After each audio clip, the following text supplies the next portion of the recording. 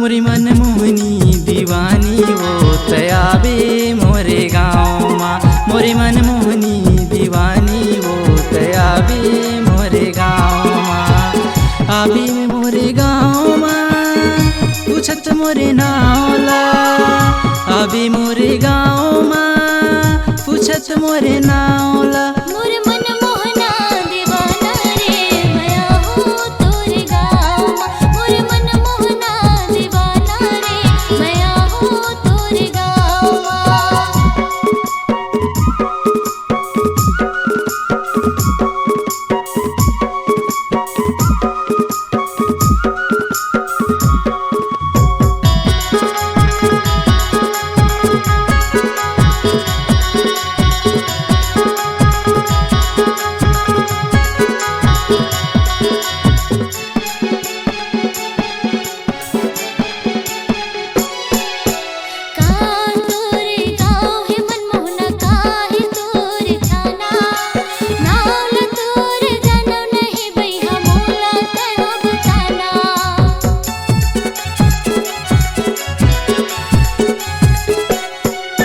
तातर मोरी गाँव है मनमोहनी बजागे मोरी थाना।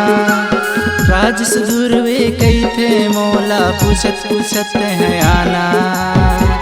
आहूँ तोरे गाँव माँ, आहूँ तोरे गाँव माँ, आहूँ तोरे गाँव माँ, आहूँ तोरे गाँव माँ। मोर मन मोहना दीवाना रे मैं आहूँ तोरे गाँव माँ। मोर मन मोहना दीवाना रे मैं आहूँ तोरे गाँव माँ।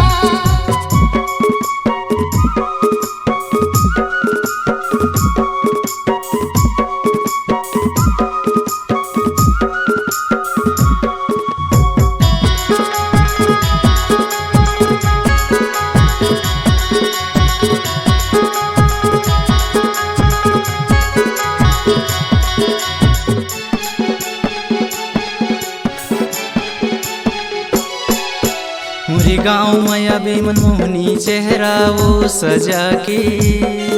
मोरे संग मार रखी हाँ तोला जीवन साथी वो बना के।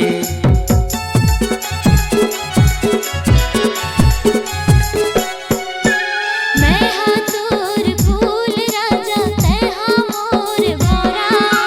रही हूँ मैं हाँ तुलसी बनके तोरे अंगना के छोरा माँ। अभी मोरे गाँव माँ पूछत मोरे नावला। अभी मोरे गाँव माँ पूछत मोरे नावला। मोरे मन मोहनी दीवानी वो तयाबे मोरे गाँव माँ। मोरे मन मोहनी दीवानी वो तयाबे मोरे गाँव माँ।